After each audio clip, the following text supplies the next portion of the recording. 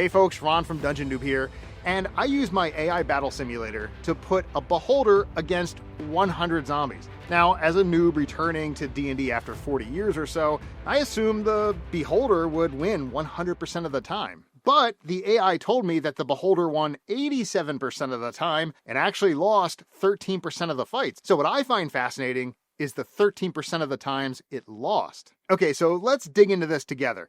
As I walk you through the simulation, I want you to be my rules lawyer, and let me know in the comments if the AI is playing fair, just being a creative DM, or just getting stuff completely wrong. Oh, and we're also going to talk about Steve.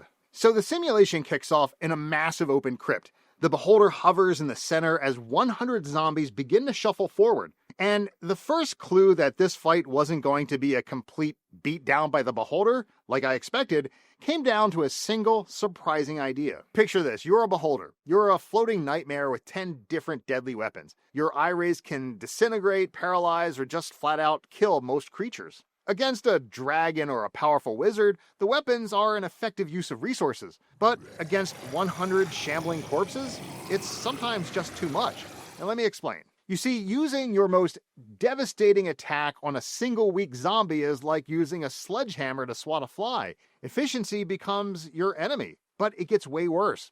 Remember, according to the monster manual, the eye rays it fires are determined randomly each round. It can't choose the rays that are most effective against the zombies. In the 13% of simulations where the beholder lost, it wasn't because it was weak, it was because it got unlucky. For every devastating death ray it fired, it would roll a fear ray that only made one zombie run, or it would throw a charm ray. And while you can charm zombies in the new rules, it's strategically worthless. You've just wasted a powerful attack to pacify one disposable zombie out of 100. Every one of those inefficient rays was a wasted action, and another 6 seconds, the zombie horde got closer and closer. This is what I started calling the overkill problem. When your strongest abilities are too strong for your enemies, efficiency becomes your enemy. But there's something else about zombies, and you may know where I'm going here, that makes this matchup even more frustrating for the beholder. You see, zombies have this really annoying habit of not staying dead. In my simulations,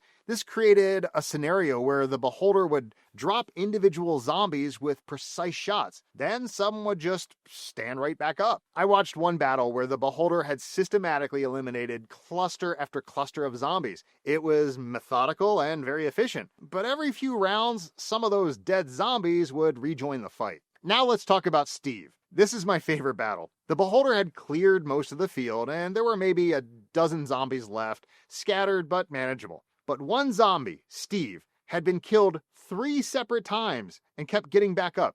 3 times. Steve wasn't special, he wasn't stronger or faster than the others, but he got lucky on rolls. And while the beholder was busy dealing with the remaining clusters, Steve kept shambling forward. Now the beholder's hit points were low at this point, and Steve eventually made it to melee range. Steve landed the final hit. A creature that should have been dead 3 times over delivered the killing blow to one of D&D's most dangerous monsters. And that's when it clicked for me. This wasn't about power or intelligence, it was really about attrition. A quick break.